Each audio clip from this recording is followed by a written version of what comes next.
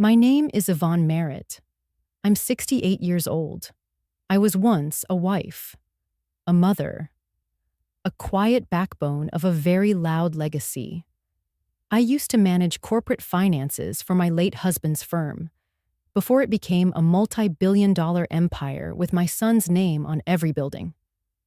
But none of that mattered the moment my son leaned in close and whispered, "Say hi to the sharks." Then he pushed me, and I fell, backwards, off the yacht, into the Atlantic. His wife stood behind him, still, silent, smiling. They didn't scream for help. They didn't throw a rope. They watched. And I sank. The water didn't feel like water.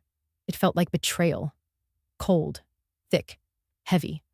I opened my eyes as bubbles clawed their way past my face.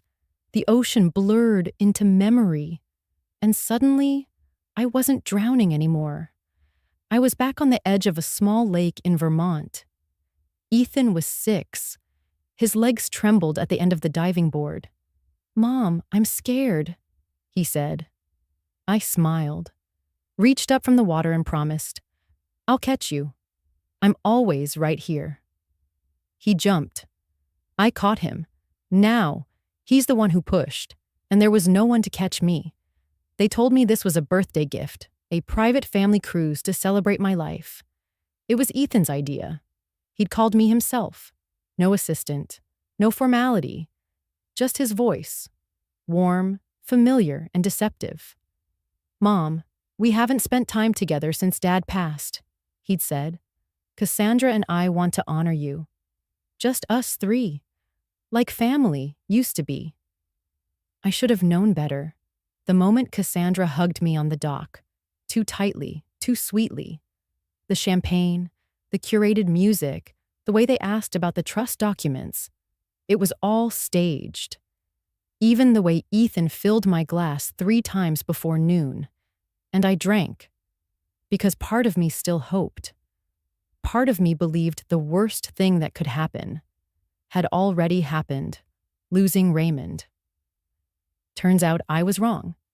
It gets worse when the ones still alive decide you're worth more dead. I hit the surface once, gasping, before the ocean swallowed me whole again, my body twisted, pulled down by the weight of a linen dress chosen for celebration. The color? Navy blue. Raymond's favorite. He used to say it made my eyes look like moonlight on water. I remember thinking, so this is how it ends. Not with age, not with illness, but with a lie wrapped in a yacht and a son who no longer sees you as human. But here's the thing. I didn't die. No one talks about what happens when the people who try to kill you think they've succeeded. There's a strange power in that, a kind of stillness. You're free to choose what comes next. By the time they got back home, back to my house, back to my money, back to my name, I was already there, sitting in Raymond's old armchair, alive, dry, and holding something they didn't expect. Not a weapon, not a threat. Just the truth and proof. The kind of proof that doesn't shout. It whispers, just like Ethan had, right before he shoved me into the sea. When I opened my eyes again, everything was beige. The walls, the curtains, even the steam rising from a chipped teacup beside my hand. I didn't recognize the ceiling. It sagged slightly in the corners. Water damage, maybe. There was a soft, ticking sound, steady, like a heartbeat made of wood. A wall clock, old, reliable, and the only thing speaking. I tried to sit up. My body groaned like I'd aged another 10 years overnight. The scent of ginger and salt still clung to me. Salt from the sea, ginger from the tea. Then I heard the scrape of a chair. A man, not young, not frail, stood by the window, pouring hot water into a kettle. He didn't flinch when I stirred. He didn't ask any questions. Just turned, gave a short nod, and said, "Sugar's on the table. You take it sweet?" I didn't answer. Not because I couldn't, but because I didn't know what voice would come out if I tried. So I nodded. He placed the cup in front of me. The china was mismatched, a blue saucer beneath a green-rimmed cup. It reminded me of my first apartment after college. Nothing matched, but everything had history. The man sat across from me. His hands, veined and sun-worn, cradled his own mug like a habit. Still, he didn't speak. He just looked at me, not like I was a mystery, not like I was fragile, but like I was real, like I existed, here, now, soaked to the bone and barely breathing. And that was enough. A few minutes passed, or maybe more. Time moves differently when you're trying not to fall apart. I finally whispered, "You pulled me out?"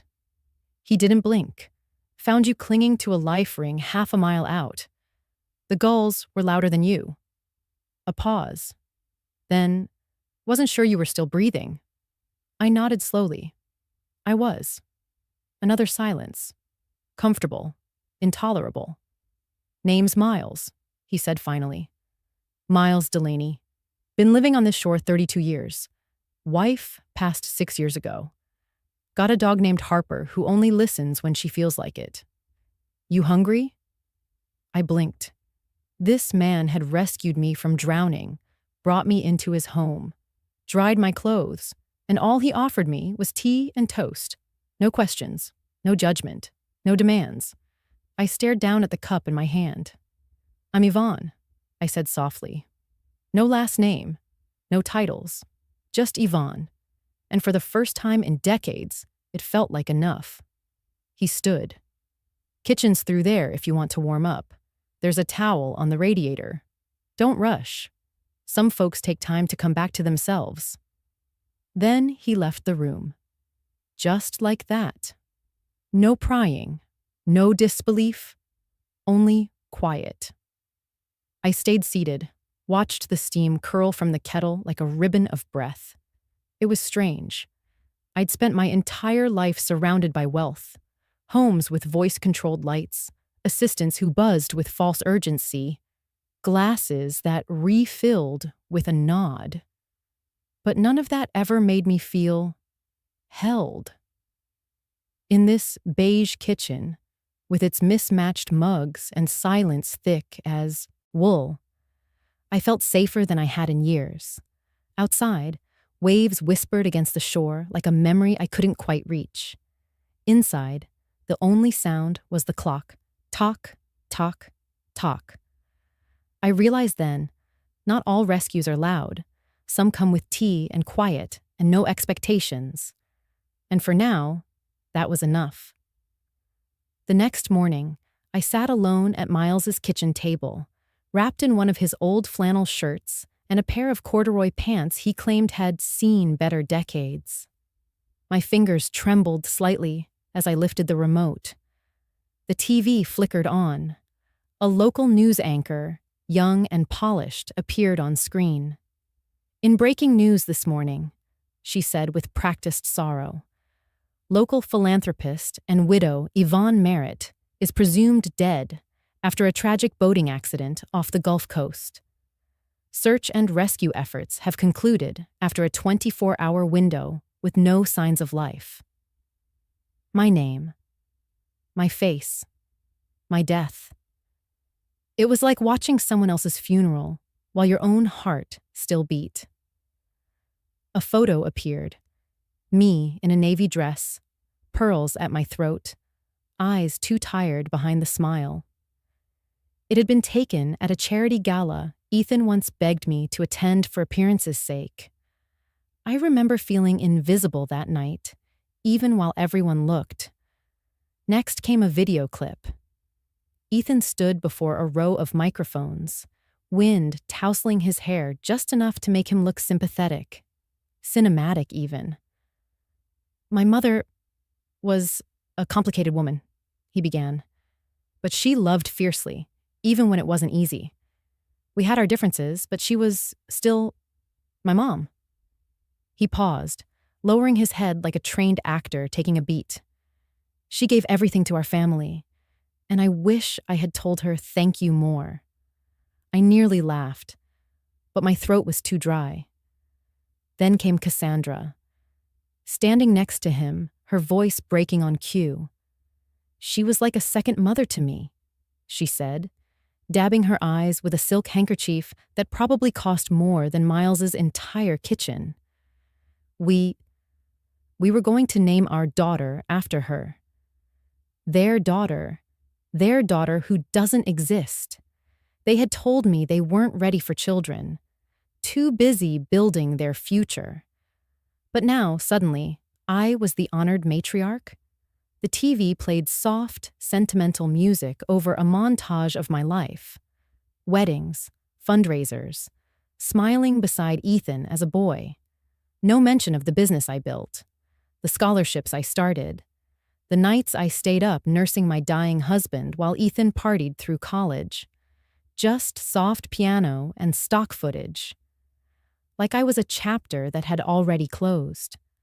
I turned the volume down. Not off. Just low enough so I could still hear their lies. I watched as a reporter interviewed an old neighbor. She was quiet, kept to herself. Real classy lady. It's a shame. Shame? Yes, that's the word, isn't it? Not for the loss of me, but for the inconvenience of it.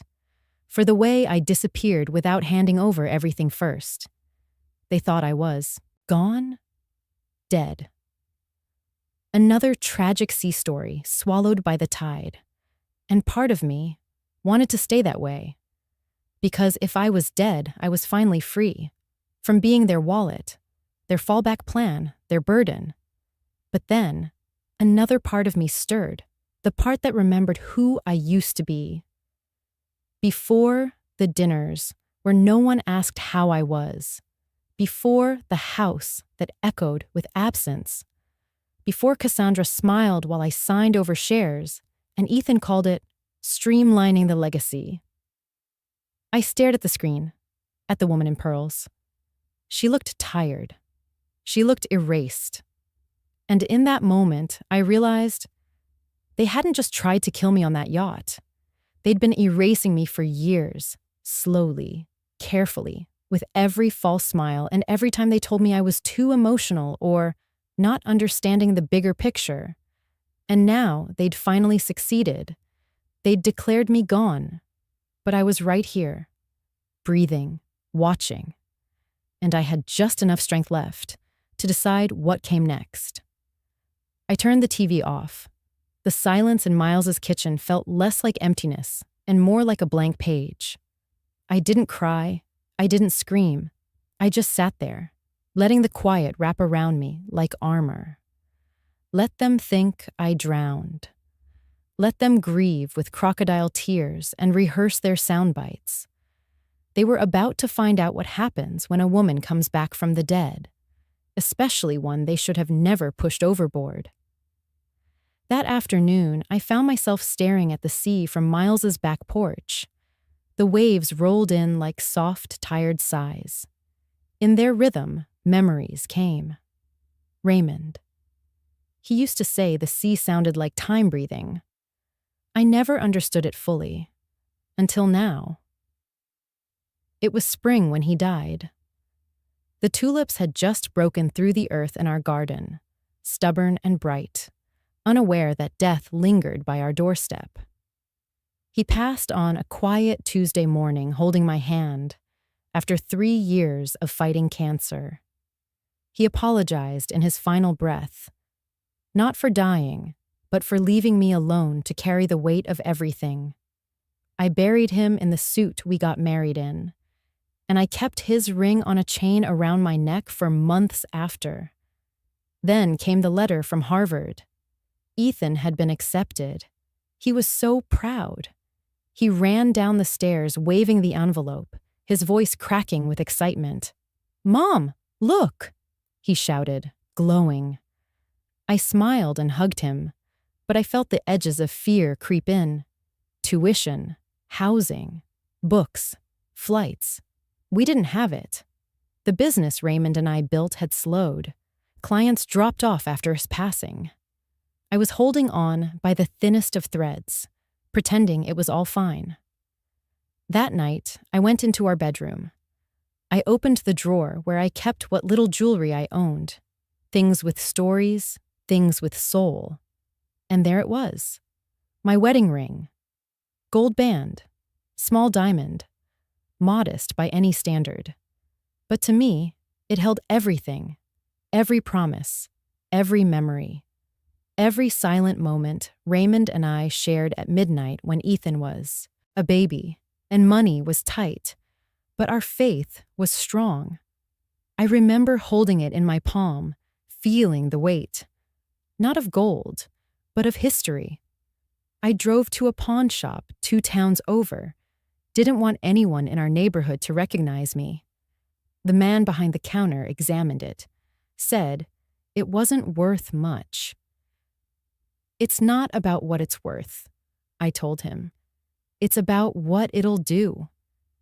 He gave me just enough to cover Ethan's first semester tuition.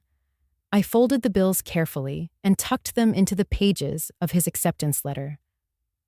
That night at dinner, I slid the envelope to him. He opened it. "Mom, where did this come from?" I shrugged, wiping my hands on a dish towel. "I figured it out." He hugged me, tight, called me his miracle. And I remember saying to him, my voice steady, my eyes fixed on his, "Ethan, I didn't do this because you asked. You didn't. I did this because I believe in you, and I trust you'll never forget where you came from." He promised. He looked me in the eye and promised. But time has a way of testing the promises made in youth, especially the ones made in comfort, not crisis. Now here I was, years later, declared dead by the very son I sold my wedding ring to send to Harvard. The irony was bitter. Not because I wanted the money back, but because he'd forgotten the cost. People think sacrifice is about the big gestures. It's not. It's about the quiet choices made in empty kitchens when no one's watching. It's about letting go of the only tangible piece of a man you loved so your child can have a future. That ring had been my anchor, and I gave it up willingly. But what I didn't know back then was that sometimes, when you give everything, you teach them how to take everything. I don't regret selling it. I never did. What I regret is believing that sacrifice guarantees memory. Because now, sitting on this weathered porch, in clothes not my own, with the world believing I was gone, all I could feel was how far he'd drifted, and how little he remembered of the woman who once held nothing but faith in her fists, and still chose to let go. The first time I walked by the house again, it was almost dusk.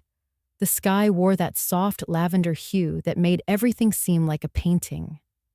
I stayed on the opposite sidewalk, hidden beneath the shadow of a sycamore tree. I didn't want to be seen.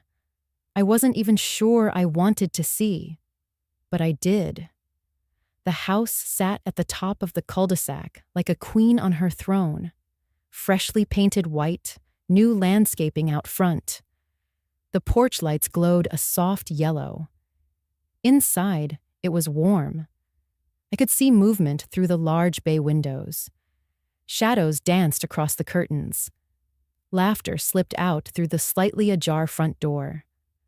The sound made me flinch. Cassandra had moved in quickly. Too quickly.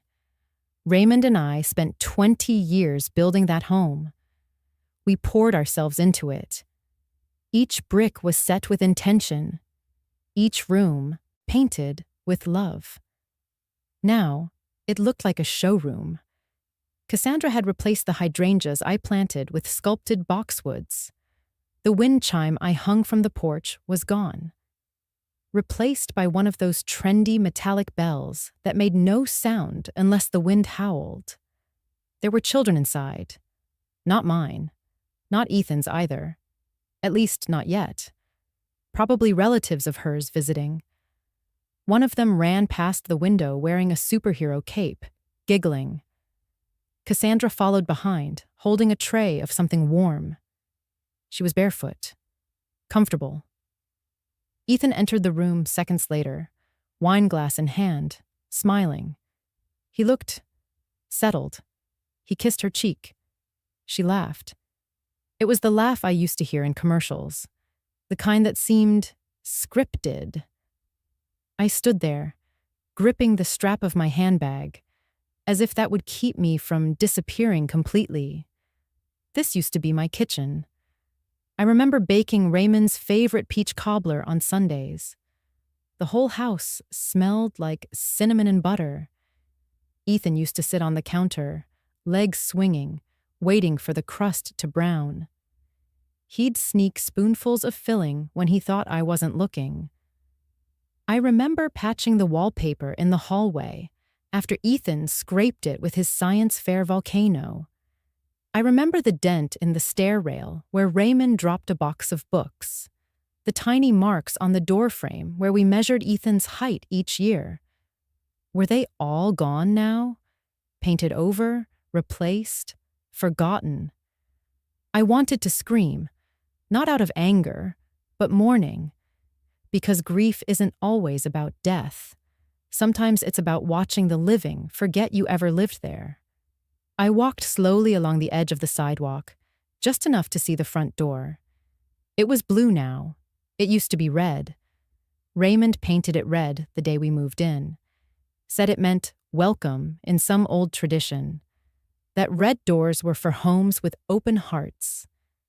Now, the heart was closed. And the door? It belonged to someone else. I didn't knock. Of course not. I stood there quietly, a ghost in my own life, watching a family gather in the house I gave everything for. A house that remembered my laughter, but no longer held space for my breath. I wasn't angry at Ethan. I wasn't even angry at Cassandra. Not in that moment. I was just untethered, like a kite whose string had been quietly cut in the wind. I turned to go, and as I did, a small voice inside whispered something I hadn't let myself say until that moment. This is no longer your home, Yvonne. It wasn't cruel. It was freeing. Because maybe, just maybe, home isn't a place where your photos hang, but where your soul is still seen. And tonight, standing outside that glowing house on the hill, I realized mine had not been seen in years. It had been nearly 2 decades since I last saw Olivia Grant. We used to volunteer together back when Raymond was still alive. She'd organize the neighborhood watch, and I'd bake lemon bars for the meetings. She was sharp, even then, always 2 steps ahead of everyone, with a voice that cut through noise like a blade through silk. I called her using an old number I wasn't even sure still worked. Yvonne Merritt? She asked, her voice cautious at first. You're supposed to be dead. I let out a dry laugh. Guess I'm not very good at following scripts. An hour later, she was at Miles's cottage. She wore navy trousers, sensible shoes, and a lightweight blazer over a linen blouse. Her hair, once raven black, was now a striking silver bob. She hadn't aged. She'd only sharpened. We sat at Miles' kitchen table, the same place I'd sat in silence just days ago. She studied me over her glasses. Tell me everything, no skipping parts, especially the parts that hurt. And I did. I told her about the yacht, Cassandra's smile, Ethan's eyes avoiding mine. I told her about waking up in a stranger's home, the quiet cup of tea, and the news anchor reading my obituary like I was a chapter closed. I told her about watching them through the window, living in my house, breathing my air. When I finished, she didn't speak for a while. She just opened her notebook and clicked her pen 3 times, like a metronome for justice. Then, without ceremony, she said, "We're going to need access to every financial record, asset file. trust account, and medical report tied to your name. You think they— Oh, I don't think, she interrupted. I know. What came next was something I didn't expect, not at my age. We became investigators. Every morning, while Miles gardened and brewed his mint tea, Olivia and I pored over documents. She brought an old laptop, and we used it like a scalpel, carefully dissecting my life. First came the shock. My name had been removed from the deed of my primary residence 2 months before the accident. A new deed was filed electronically, with a shaky signature that wasn't mine. Then the trusts. 2 accounts were consolidated and transferred under the name Cass C. Merritt, Care Proxy, with accompanying documents declaring me mentally unfit to manage finances. I stared at the screen for a long time. Olivia leaned back, arms crossed. Did you ever sign a psychological assessment? Consent to a conservatorship? Never. I've never even been diagnosed with so much as seasonal depression. She nodded. Then what we have here is forgery, medical fraud, elder financial abuse, and, depending on how deep they went, possible attempted murder. My stomach turned. She clicked through another set of PDFs. This, she said, pointing at a scanned form, is a doctor's letter stating you're showing signs of early-stage dementia, signed by a psychiatrist out of Marin County. Ring a bell? I shook my head. We'll subpoena their files if needed. But, Yvonne, this letter? It's a template. I've seen it used in 2 other cases. It's fake. Or, at best, manipulated. The air went still. I wasn't crazy, I whispered. Olivia looked at me, steady. Of course not, but they needed you to be. I didn't cry. I just sat there, hands trembling over my tea. Then she added quietly, You're not alone anymore. In that moment, I remembered why I called her. Olivia had always fought for people who'd been told to stay quiet. And now she was fighting for me. Before she left that afternoon, she opened her planner and scribbled a list. At the top, she wrote, Operation, Resurrection. You've been erased, she said, standing. Time to write yourself back in. And for the first time since the ocean swallowed me whole, I felt something spark in my chest. Not rage, not grief, readiness. Olivia didn't suggest I sneak into my own former home. She simply said, If we're going to win, we need Cassandra's handwriting. Miles was worried. He offered to drive. I declined. It was just past 2 a.m. when I stood in the shadows across from the Merritt estate, my estate, cloaked in the kind of silence only betrayal leaves behind. Cassandra had installed motion-activated lights on the west patio, but she'd overlooked the narrow basement window I used to crawl through as a child when I locked myself out. I didn't crawl this time. I eased it open, lowered myself in, and landed softly on a storage bin labeled Holiday Decor, Donate. The house smelled different. Not bad, just foreign. Like rosemary and cold marble, like the absence of something once warm. I moved slowly through the kitchen, pausing when the floor creaked beneath the weight of memory. Upstairs, I heard the faint rhythm of breathing. Ethan's, heavy and regular. Cassandra, I imagined, breathed quieter, like a snake, always watching. My office was on the first floor. They'd turned it into a sleek study nook with minimalist furniture and a glowing wall lamp that looked like a halo over an empty chair. The drawers were mostly cleared out, save for tax returns, appliance manuals, and a few notebooks. Then I opened the bottom drawer. Inside was a beige folder labeled Project Coral Final Draft. I sat down. It began with a mission statement, to transition all financial, real estate, and inheritance assets into long-term control under the merit line, preserving family wealth and eliminating emotionally compromised decision-makers. Emotionally compromised. The next page was a step-by-step timeline. Month 1. Introduce early retirement suggestion to Yvonne. Month 2. Medical concern raised with trusted physician. Month 3. Begin guardianship process under stress-induced cognitive decline. Month 4. Incident. I didn't need clarification on what incident meant. I'd lived it. And then came the spreadsheets. Trust accounts, shares, liquid assets, all color-coded with transfer statuses. Under each one, approved. Signed CM with a flourish. At the very back of the folder was a notarized signature page. Ethan's name, next to a note. Signatory confirms understanding that transfer of authority is in the best interest of family legacy. Agrees that incapacitation of original trustee, Y.M., renders all objections null. He had signed it. No notes. No hesitation. His signature was steady. Mine had been forged. His was deliberate.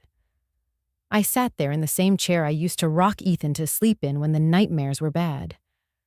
I once told him that no storm could touch him as long as I was there.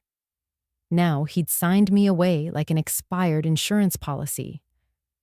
The door creaked upstairs. I snapped the folder shut, slid it into my tote bag, and slipped out the side hallway just as Cassandra's voice echoed faintly from above. Ethan, did you hear something? My heart beat in my throat. I ducked back into the basement. Waited. 10 minutes. 15. Silence. Then I climbed out the same window, this time with something heavier than guilt. Proof. Back at Miles' cottage, Olivia was waiting with 2 mugs of coffee and a fire going. I handed her the folder. She read silently, lips tightening. Then she whispered, she drafted an entire corporate hostile takeover plan for her mother-in-law. She flipped through the pages. This is airtight planning, Yvonne, but it's also criminal conspiracy. And Ethan? She sighed. He may not have authored it, but his signature seals it. I stared at the fire. So what happens next? She smiled, not cruelly, but like someone who sees a puzzle falling into place. Now, she said, now we bring in the one thing they forgot you still have. I looked at her. What? Voice, she said, and truth, and timing. She placed the folder gently on the table like it was dynamite. We're not fighting back, she said. We're taking the stage. Some gifts aren't wrapped. They're returned. It had rained that morning, a soft, steady drizzle that made the pavement glisten like polished stone. I walked alone, a scarf covering my silver hair, a tote bag over my shoulder. Inside it was something Ethan hadn't seen in decades. The Merritt estate sat quiet under the overcast sky.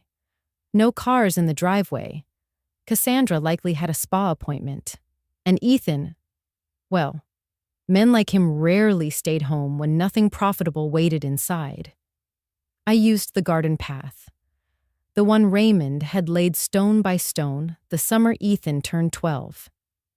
That same year, I stitched the handkerchief. I still remember it.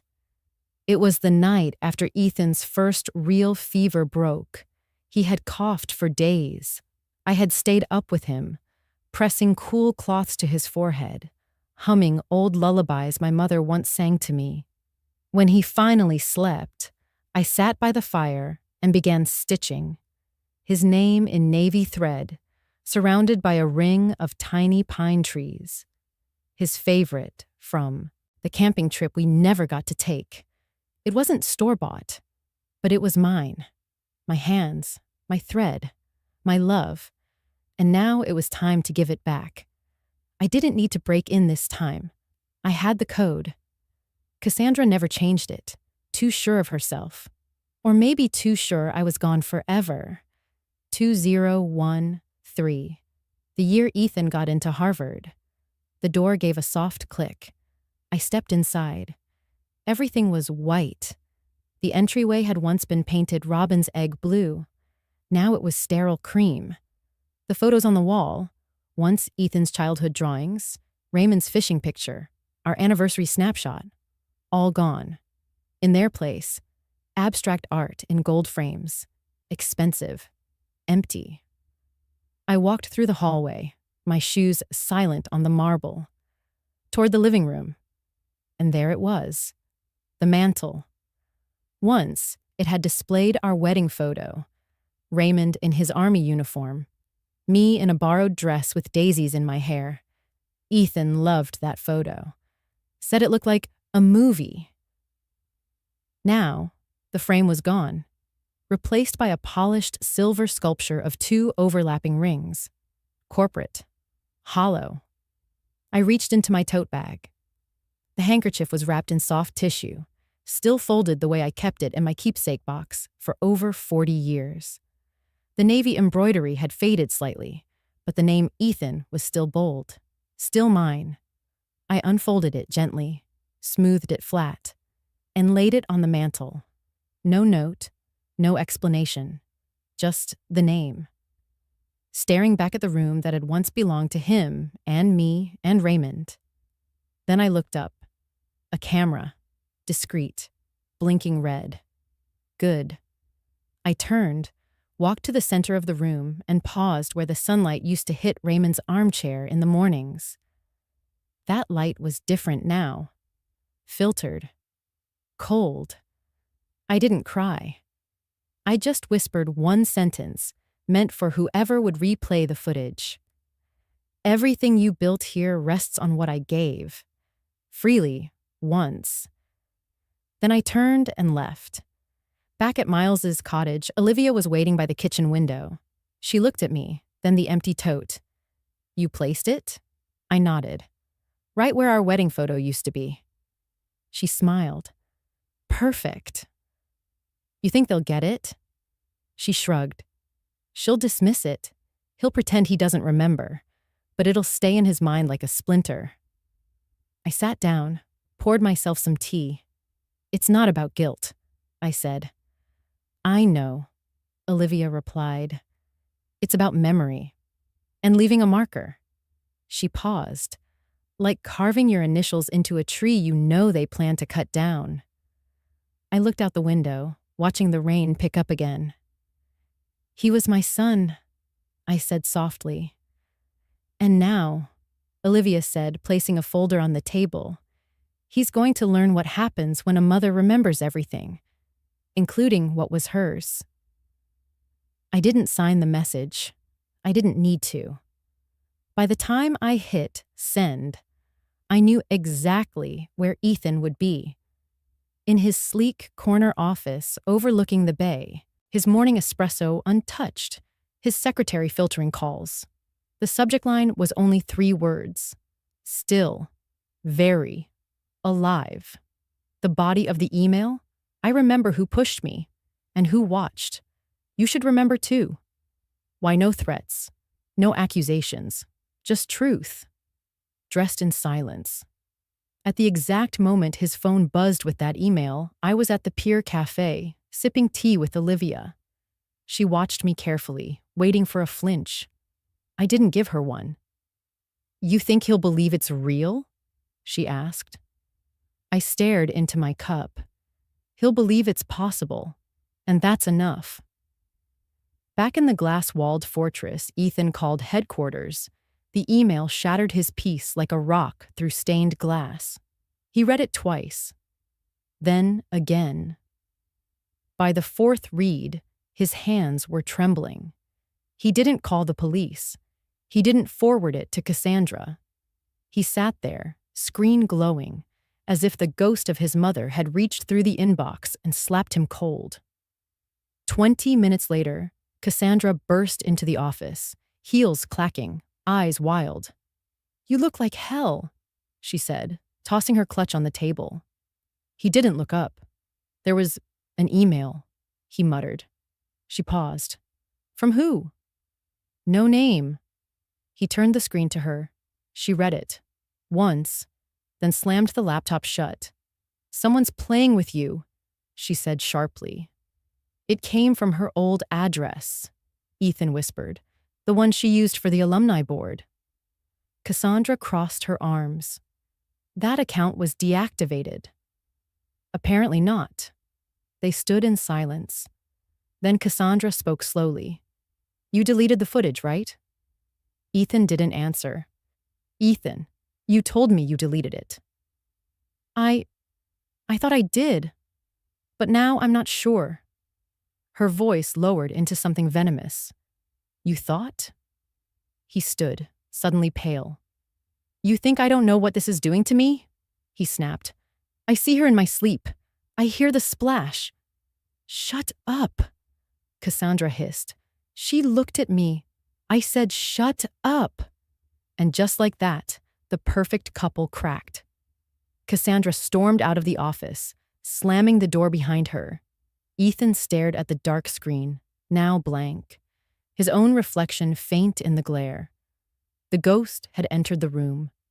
Meanwhile, I waited. Not for a reply. There wouldn't be one. Men like Ethan never write back. They react. They spiral. And Cassandra? She wouldn't stop at fear. She'd claw for control. Which is exactly what I wanted. Olivia placed a folder on the table between us. Their foundation's financials, she said. All the donations, tax shelters, and fake charities Cassandra's name is on. I nodded. Good. You still want to go through with this? I stirred my tea. She made me a ghost, I said. Now I get to haunt her properly. The waves hit the dock with a soft rhythm. You think they'll fall apart? I smiled, faintly. They already are. Olivia didn't knock. She walked straight into the front office of Merritt and Dalton LLP, briefcase in hand, calm as morning tide. The receptionist looked up, ready to send her away, until Olivia placed a slim leather folder on the counter and said, For the board. Not you. Inside that folder was everything. Bank transfers, power of attorney forged with my name, a signature on medical documents labeling me mentally unstable. But the crown jewel was the recording. Cassandra rehearsing the push with Ethan on the yacht deck, a clipped, cruel voice saying, It has to look like an accident. You just need to look shocked, Ethan. Olivia didn't wait for permission. She walked out. Meanwhile, I was in the garden behind Miles's cottage, cutting lavender. Not because I needed it, but because it calmed my hands. I'd spent years putting trust in people who betrayed me.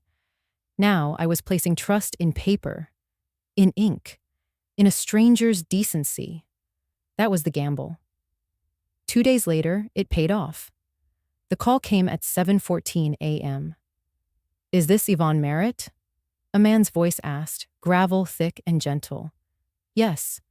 My name is Gerald Renshaw. I serve on the Merritt Trust Board.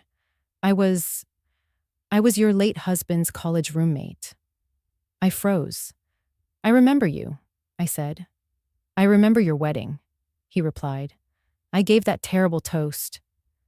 We both chuckled, soft and sad. Then his voice shifted. I reviewed the materials Ms. Grant submitted.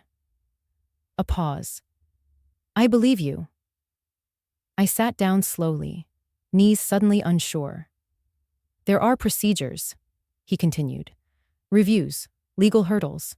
But let me assure you, Mrs. Merritt, you are not alone in this. My eyes stung. I blinked them clear. Why are you doing this? I asked. Why now? He exhaled. Because when a man like Raymond trusts a woman with his name, his child, his fortune, and she's betrayed by both son and system, someone must speak for him. I gripped the phone harder. Thank you, I whispered. One more thing, he said. When the time comes, I'd like to be the one to hand them the letter. Later that evening, Olivia handed me a copy of the file she sent. Inside, printed screenshots of Cassandra's false mental health filings, annotations, timeline charts, legal interpretations. "This is airtight," she said. "They won't wiggle out." "But they'll try," I replied. She nodded. "Cassandra always thinks 10 moves ahead. But this time," she tapped the folder, "you're the one setting the board." I held the file in my lap, my fingers brushing the edges. This wasn't just about money. It was about the soul of a family, my husband's legacy, my place in it, and the truth they tried to bury with seawater. Not anymore. We met at Miles's cottage just before dusk. The sea outside was quiet, as if holding its breath. Olivia had brought records, sealed documents, and a small brass recorder. Arthur Bellamy arrived last, tall, slow-moving, with the faint smell of old ink and cedar. His eyes were sharp, despite the cane. Arthur had once been Raymond's business partner. Now, he was a key voice on the Merritt Trust. And more than that, he was one of the last people left who still remembered me as I was. Not just the woman in the papers labeled confused and unstable. We sat around the wooden table, a single lamp casting long shadows. No one spoke for a moment. Olivia broke the silence first. "We have everything. Enough to revoke Cassandra's influence, enough to challenge Ethan's claim to the estate, and enough to open the trust reevaluation clause." Arthur nodded slowly, hands folded atop his cane. "But you don't want a courtroom," he said, looking at me. "Do you, Yvonne?" I looked him in the eye. I want clarity. I want consequences. I want my name back." Arthur sighed. "Ethan was raised on your sacrifice, not just your money, Yvonne, your dignity. He has proven, publicly and privately, that he is unfit to carry Raymond's legacy. You know that. But I need to hear it from your lips." I didn't flinch. "He's not worthy of the Merritt name." Arthur's mouth pressed into a line. Then he turned to Olivia. "If we call a vote within the Trust Council, how fast?" 2 weeks, she said. "Quicker if you issue the motion yourself." He nodded once. "I will." I breathed in slow. "You think they'll fight?" Olivia almost laughed. "They'll fight like wild dogs, but they won't win." She reached into her coat and pulled out a small velvet pouch, setting it in the middle of the table. Inside was the recorder, the same one that had captured Cassandra's damning words. We let this speak for itself. Arthur reached out and pressed play. Cassandra's voice spilled into the room, sharp and deliberate. "Push her. Say it was sudden. I'll cry. We'll file the death certificate, and the trust will finally be ours."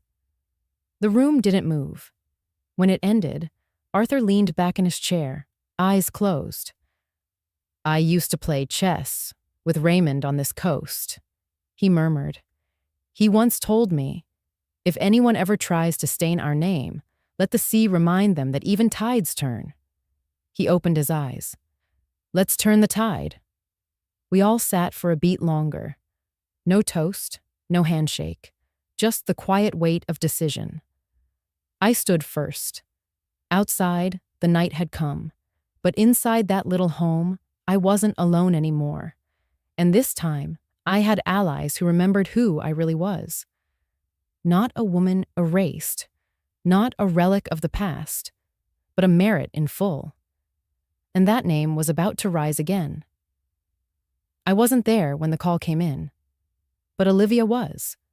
She told me later, in quiet detail, how Ethan had just sat down to his usual late breakfast, black coffee, newspaper spread, like he still lived in a world untouched by consequence. Then his phone rang. Private number. He picked up without thinking. Mr. Merritt? A voice said, curt and professional. This is Julian Withers, Legal Affairs at Merritt and Langston Private Holdings. We're notifying you that, effective immediately, all trust-controlled accounts under your name have been frozen pending investigation. He blinked, confused. Sorry, what? There must be a mistake. The voice continued.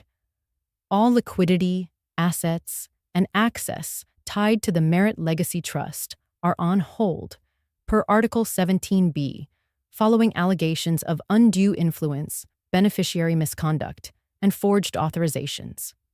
Ethan stood up, knocking over the coffee. Cassandra, still in her robe, looked up from the couch. "What's happening?" she asked. Ethan didn't answer. He walked into the study and closed the door. "I'm sorry," he said into the phone, trying to regain control. "You said... forged what?" "Authorizations, Mr. Merritt. Signatures traced back to transactions involving psychiatric claims, medical declarations, and adjusted estate filings under your mother's name, Mrs. Yvonne Merritt." There was a pause. She's dead." The man cleared his throat. "No official death certificate has been verified, and your mother, as of yesterday, has submitted counterclaims through third-party representation." "Counterclaims?" Ethan whispered. "Indeed. And a full board review has been called. You'll receive notice." The line went dead. He stood there, phone still to his ear. Cassandra walked in. "Well, what was it?" He looked at her. Something in his face had shifted. Not anger, not panic. Something colder. "They froze everything," he said. Cassandra laughed. "That's impossible. They can't do that. We control it. We already..." He held up a hand. "We thought we did." She blinked, mouth open. I wrote everything. You signed it. We had the plan. Project Coral. That plan," he said slowly, "relied on her being gone." He sat down hard. "She's not gone, Cassandra." "What are you saying?" He looked at her like seeing her for the first time. Not with affection, but with distance. "She sent me an email." "What?" "She said, 'I remember who pushed me.'" Cassandra turned pale. That could be anyone. A threat. A prank. "No," he said. She knew. The wording, the phrasing.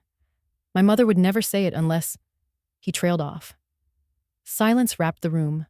Outside, the sunlight poured through the glass, but inside, it felt like winter. "Where is she?" Cassandra asked. Voice smaller now. He didn't answer. Instead, he opened the drawer, pulled out the marriage license. The amended trust copy. A copy of the psychiatric letter they'd forced through a sketchy clinic in Tampa. All of it. He spread it on the table. "She warned me, once, years ago," he murmured. She said, "One day, you'll think you've won, and then you'll hear a knock." Cassandra shook her head. "You're scaring me." "She's alive," he whispered, "and she's knocking." And just like that, the panic set in. I didn't knock. I didn't ring the bell. I used the key. The same brass key Raymond had made for me when we first moved into this house, decades ago. He said, "This home will always be yours, no matter who signs what." I slipped inside like a ghost they never expected. The hallway still smelled faintly of jasmine, the same scent I used to keep in the entryway. Someone had tried to erase me, but they hadn't erased the traces. Not entirely. The marble floor glistened. The portraits on the wall were rearranged, but not gone. Ethan and Cassandra had left just enough of me to make it seem respectful. Just enough to lie. I walked past the staircase, past the dining room where I had served Ethan his favorite pot roast every birthday until he was 23. Past the grand piano Cassandra insisted be placed in the parlor, even though she couldn't play a single note. And I sat down. Right there, in Raymond's old armchair. Leather, worn soft with age. It welcomed me like it remembered who truly belonged. I waited, and I didn't have to wait long. The front door slammed open. Voices, footsteps, laughter first, Cassandra's high-pitched tone. Then Ethan's voice, lowered, but tight. They were arguing again. I could hear it in the rhythm. They always argued when things didn't go as planned. They rounded the corner and stopped cold. Ethan's mouth opened. Nothing came out. Cassandra dropped her purse. Her eyes widened. No, no, you're dead. I tilted my head, calm. Do I look dead to you, sweetheart? Cassandra took a step back. Her knees hit the edge of the hallway table. Ethan didn't move. He just stared, pale, lips parted. No longer the confident man who had stood on the deck of that yacht. Just a boy caught stealing from his mother's drawer. I smiled. Software controlled. Hello, Ethan, he swallowed. Mom. We need to talk, I said, my voice even. Sit down. They didn't move. I repeated, gesturing to the chairs opposite mine. Sit down. Ethan sat first, slowly, mechanically. Cassandra hesitated, then perched on the edge like she was ready to run. I studied them, not angrily, not vengefully, just with truth. You tried to drown me, I said. Cassandra flinched. You stole what wasn't yours, I continued. You lied, forged, manipulated, gaslit, and you did it all thinking I'd never return. I paused. I did. Cassandra's voice cracked. We thought you were gone. We thought— I know what you thought, I interrupted. You thought money made you invincible. You thought I was weak because I was kind. You thought grief would keep me buried. Ethan spoke then, barely audible. I panicked when I saw the report, when the account froze. It wasn't just the account, Ethan, I said. It was the trust, the legacy, your father's name, and you signed it away for convenience. He looked down. I reached into my coat pocket, pulled out a folded piece of linen, placed it gently on the table.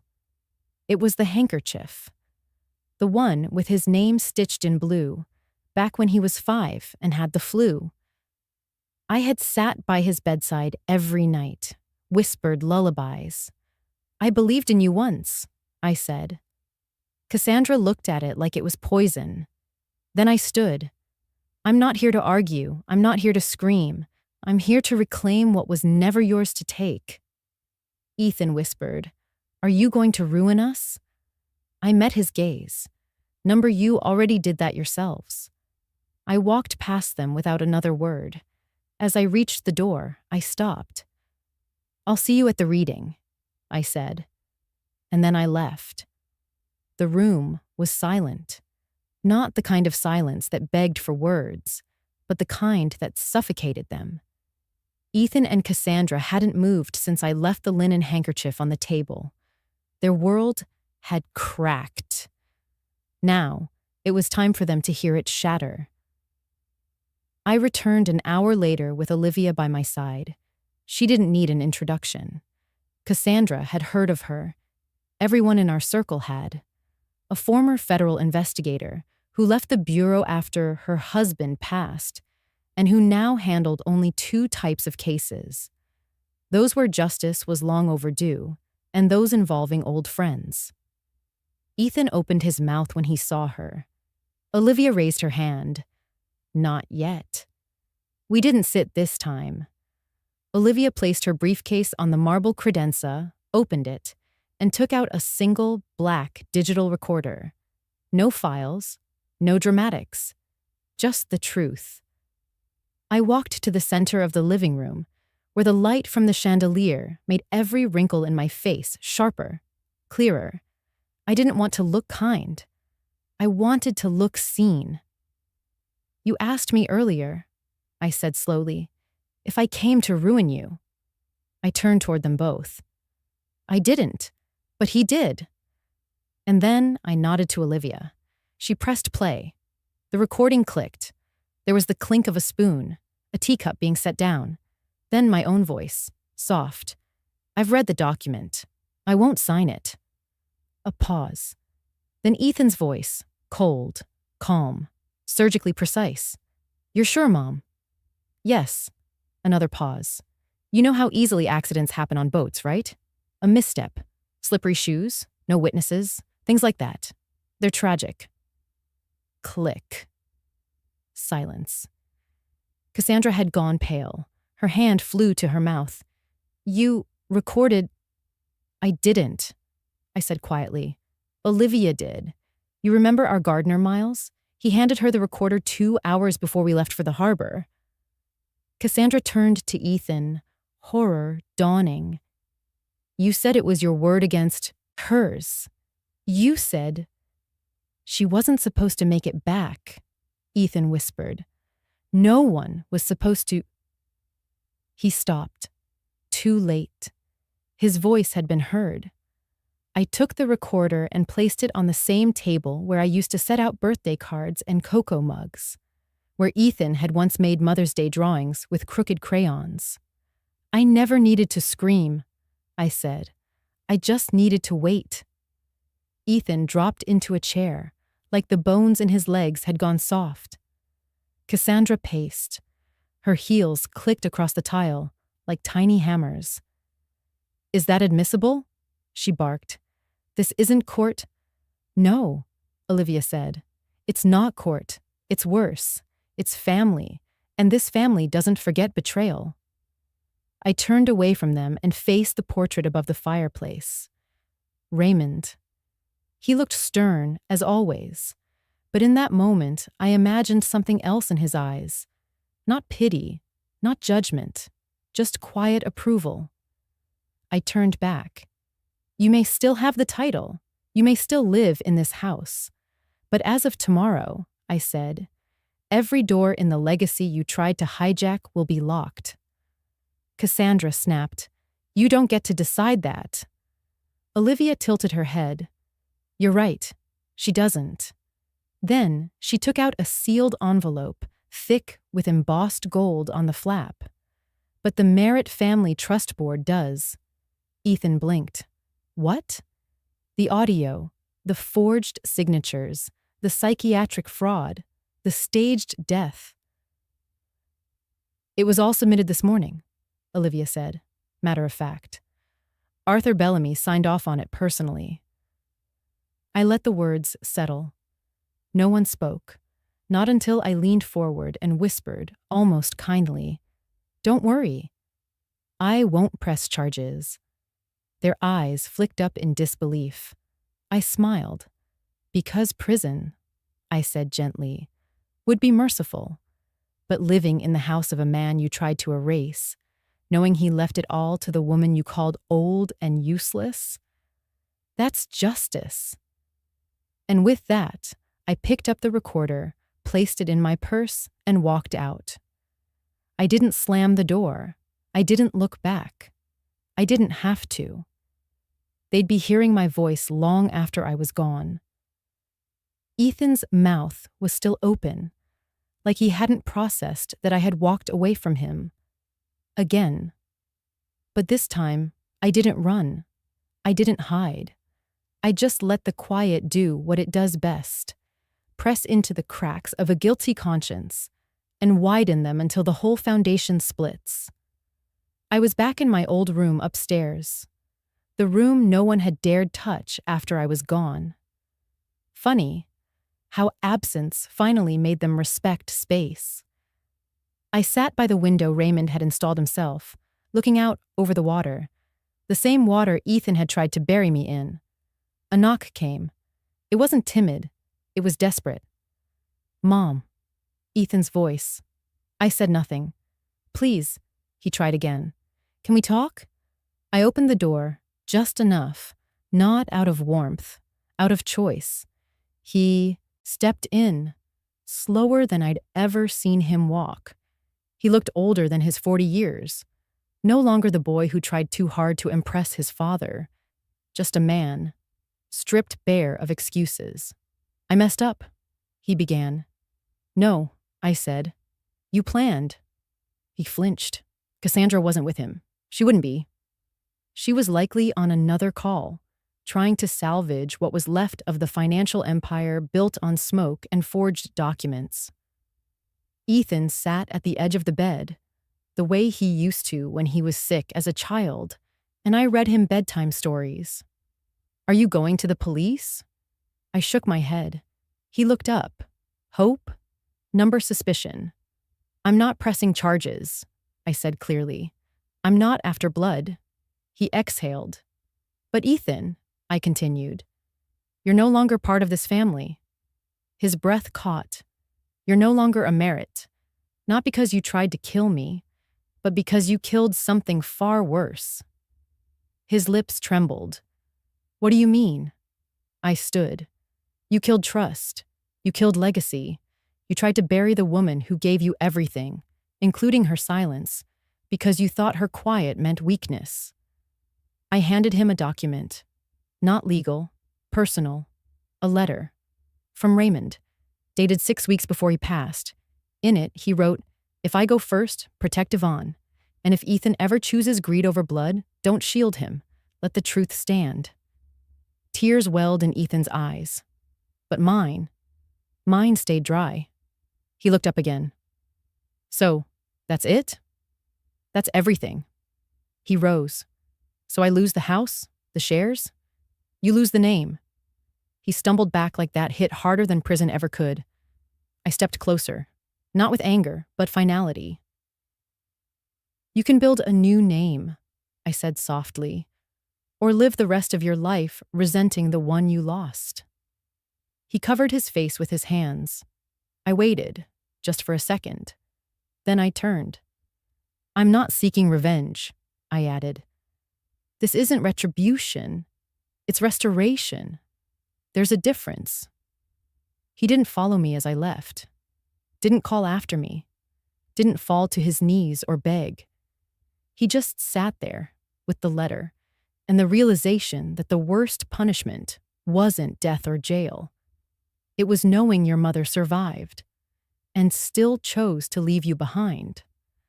The last thing I heard was the faint sound of the front door clicking shut behind me. I didn't look back, not because I wasn't tempted, but because looking back is for those who still wait for something to change. And I was done waiting. The clouds hung low over the coast that morning, gray, heavy with a kind of tired sadness. It matched the feeling that had been sitting in my chest since the day Ethan whispered, "Say hi to the sharks." I had one more stop before I left this chapter behind. A place Ethan wouldn't remember, but I did. It was a small community park in the older part of town. Nothing grand, just a rusted swing set, a broken seesaw, and a faded mural painted by local kids long before the Merritt name meant anything to us. And yet, that patch of grass had once held a world of joy. I sat on the same wooden bench I had over 30 years ago, on Ethan's 5th birthday. We had no money that year. Raymond was between jobs, and the electricity had been cut off twice that month. But I scraped together enough to make a homemade cake with jelly beans instead of candles. I remember Ethan's face when he saw it. The way he clapped his hands and shouted, "It's perfect, Mommy."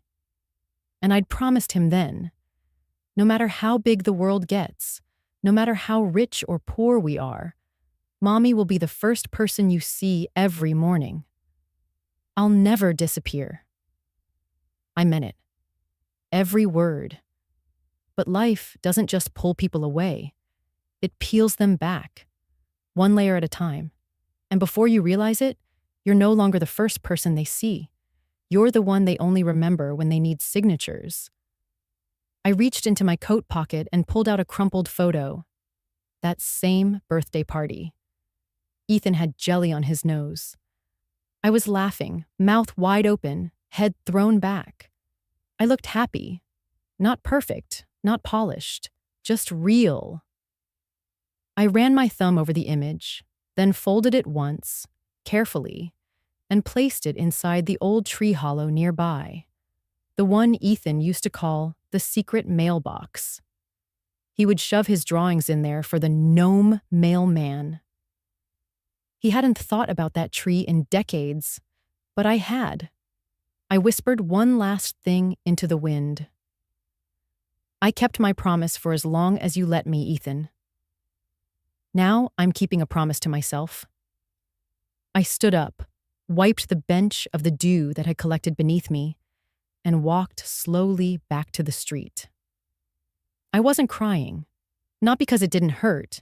It did, but because grief wasn't in control anymore. I was. I no longer needed to be the first face Ethan saw. I no longer needed to be the backup plan, the emergency contact, or the wallet disguised as maternal love. I was Yvonne Merritt, a mother, not a shadow. And today, for the first time in decades, I chose myself. For the longest time, I couldn't bring myself to look at the child, not because he did anything wrong, but because of what he unknowingly represented. I had seen his photo on a mantelpiece once, months before the yacht, framed in sterling silver, perfectly lit. A baby wrapped in soft cashmere with a name so carefully chosen to sound prestigious, generational, solid. Elias Raymond Merritt. That middle name wasn't a coincidence. It was a calculation, a weapon. The story they told the world was polished. Cassandra and Ethan, the golden couple, finally blessed with a child. A rightful heir, a legacy reborn. But the truth had teeth. It started with a whisper between them. I wasn't meant to hear it. Back when I still stayed in the guest house sometimes, before the disdain turned into full-blown rejection, I heard them talking one night outside the veranda. I had stepped out to water the roses and froze as Cassandra's voice sliced through the air, low and sharp. "Your mother's not dying fast enough," she said. Ethan replied, "Then we need leverage. Something that puts us ahead of the trustees, no matter what she signs or doesn't." Cassandra didn't pause. "We need an heir."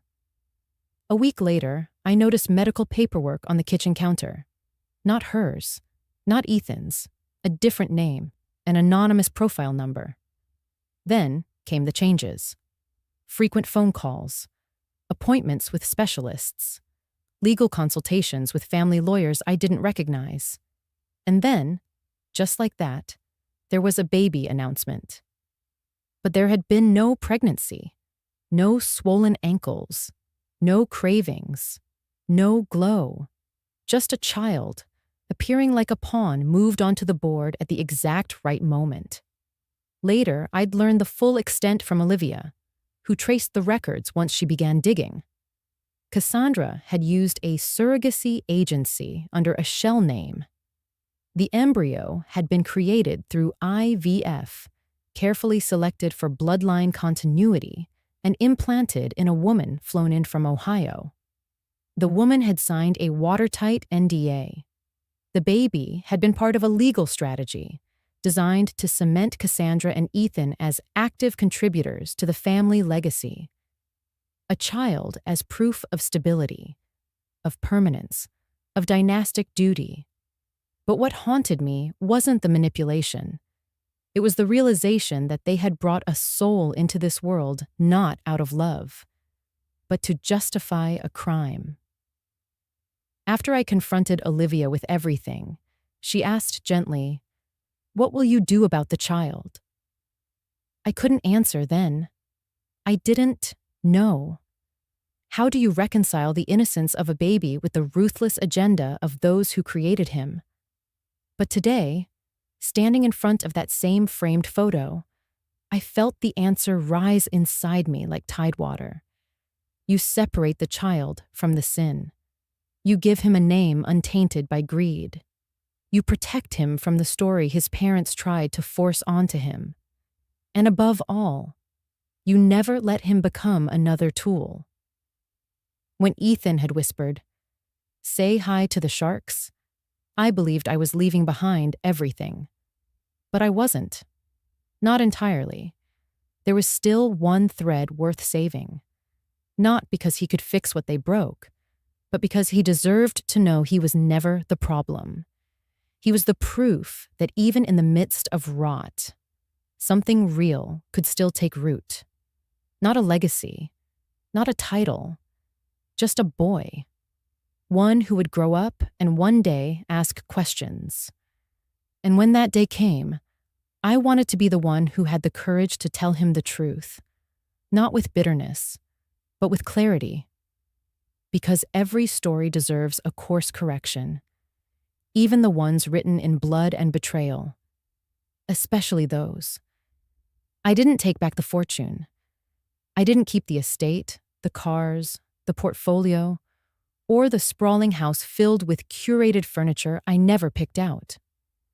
I left it all behind, not as an act of surrender, but as a declaration. I chose peace. The cottage I found sat quietly along the windswept coastline just 30 minutes from where Miles lived. It wasn't grand, just 2 bedrooms, white shutters, and a wraparound porch facing the ocean. When I signed the papers, the real estate agent looked at me as if I was settling for less. But to me, it was more than enough. It had a chipped blue mailbox that creaked when opened, a garden already overgrown with rosemary and lavender, a front step worn down by someone else's years. I liked that. I liked the evidence of life.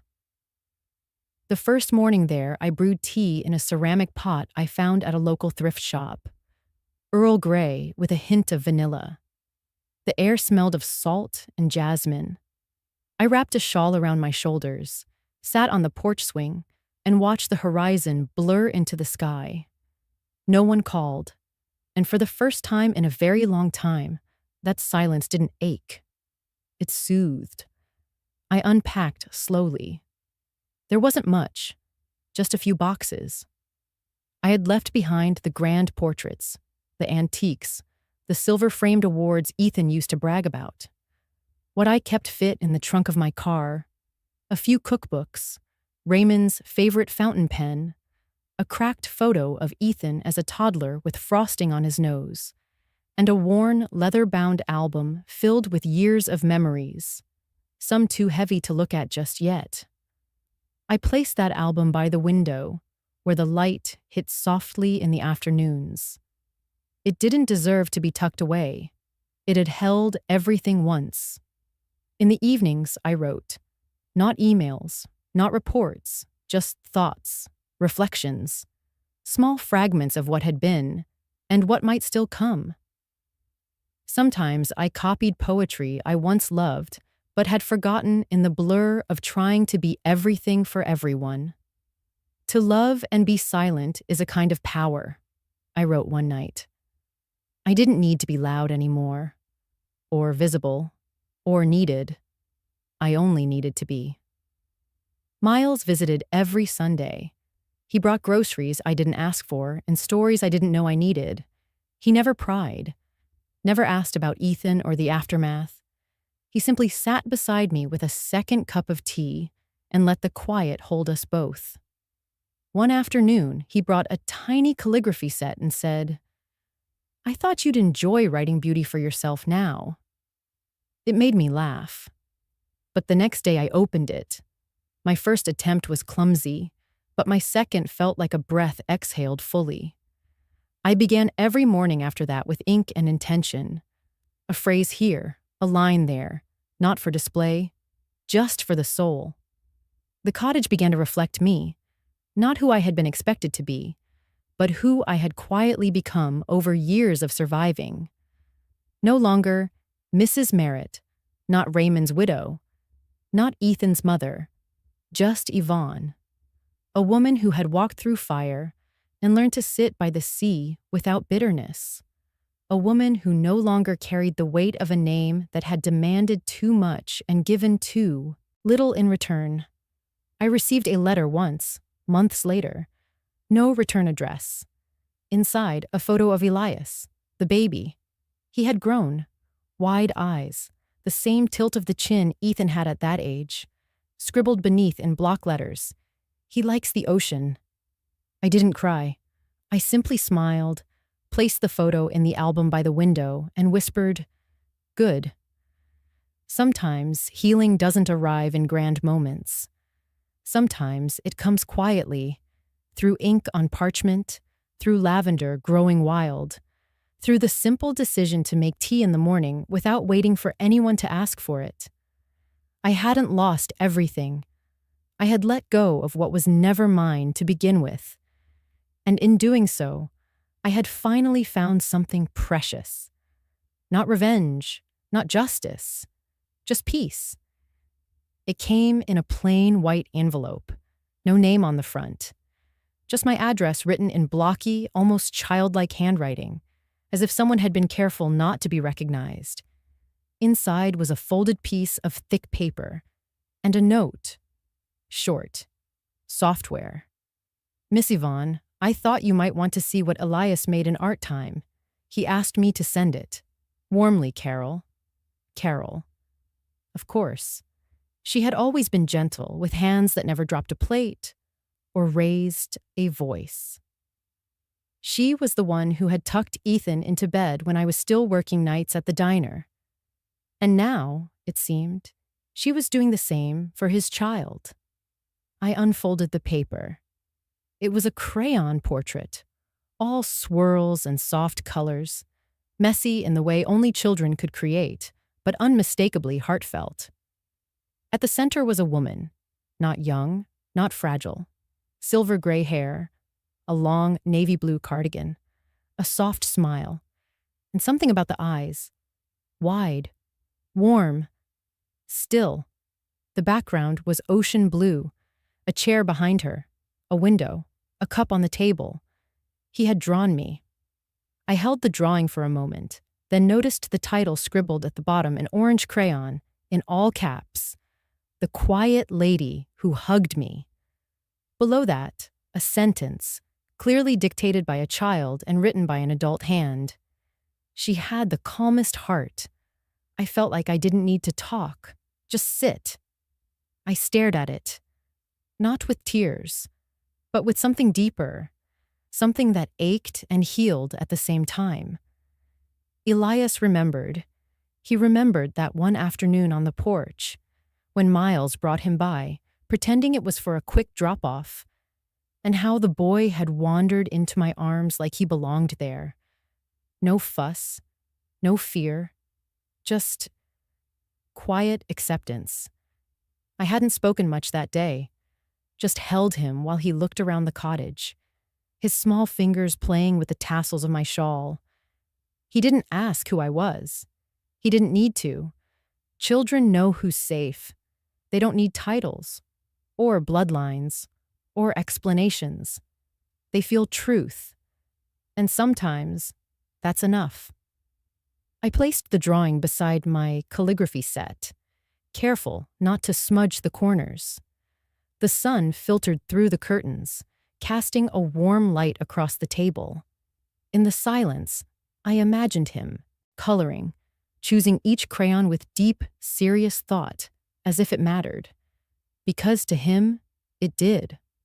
A child doesn't draw what doesn't matter. I poured myself a cup of tea, jasmine and mint today. Let the warmth settle in my palms. No reply was needed. Carol knew. If she had sent it, it meant she understood the risk, and still did it. There was no return address, no digital trail, just a moment of shared stillness passed from one soul to another. Some part of me wanted to respond, to say thank you, to send back something, but I didn't. Not because I didn't care, but because the moment didn't need to be disturbed. The boy would grow. Perhaps he'd forget the details of that hug, the feel of my arms, the scent of lavender in my sweater. But something would remain.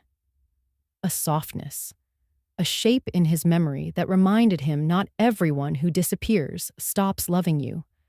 Some leave because they must. because staying would mean becoming something they're not. Because silence, sometimes, is the last thread of dignity we hold on to when everything else has been taken. I ran my fingers over the child's handwriting one last time.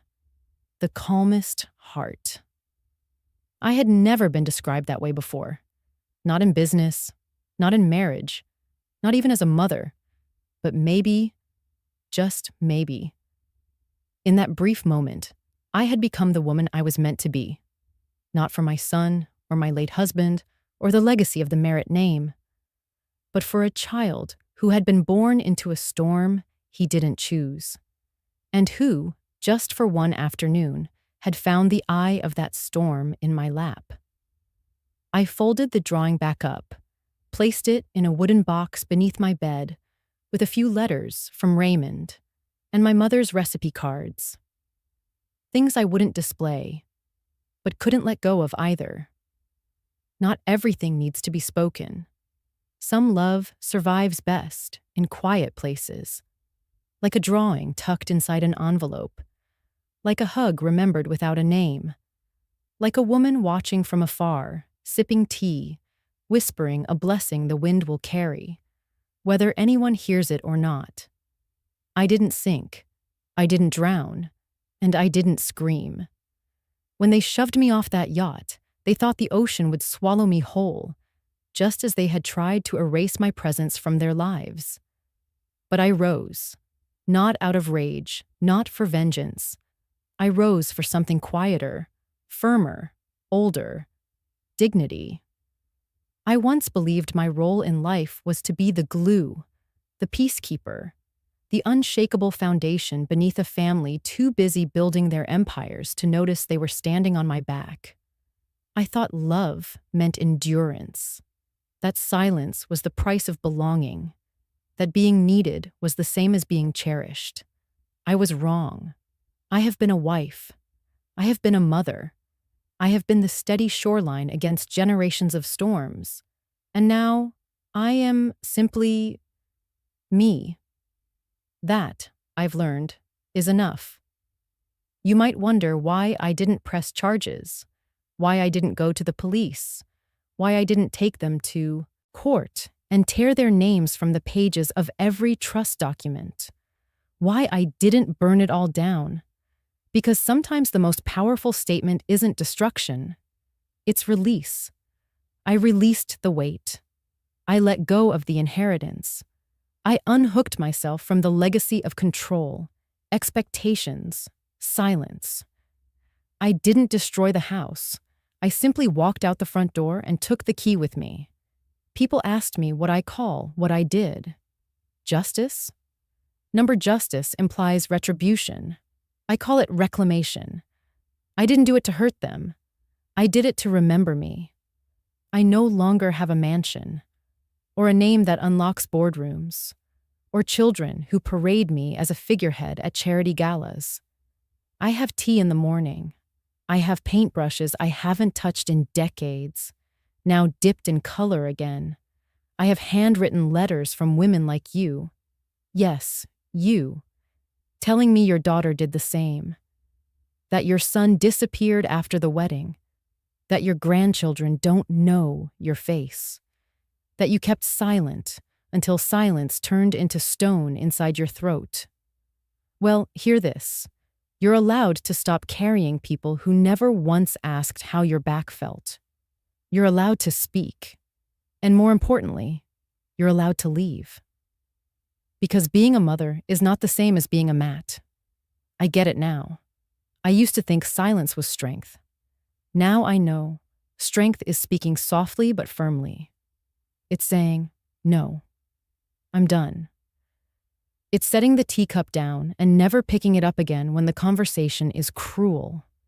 It's not slamming the door, but closing it and locking it from your side. It's choosing yourself after decades of being told that was selfish. And if my story stirs something inside you, if you too were thrown overboard, if your name was erased from the family group chat, if your holiday seat was replaced by someone else's ambition, I want you to know this. You're not crazy. You're not bitter. You're not overreacting. You're awakening. You are the calmest storm they never saw coming. And before I close this chapter, let me ask, do you think I was wrong? Tell me where you would have stood. Would you have waited for the rescue, begged for a lifeboat? Or would you have learned to swim? If you've ever been pushed off your family's yacht, literally or metaphorically, drop a comment. Let the world know you didn't sink either. Let someone else see your voice and realize they're not alone. Because you're not. We're a quiet army. We don't shout. We don't plot. We just rise. And when the tide comes in next time, we'll be standing at the shoreline, not waiting, but watching, calm, whole, free.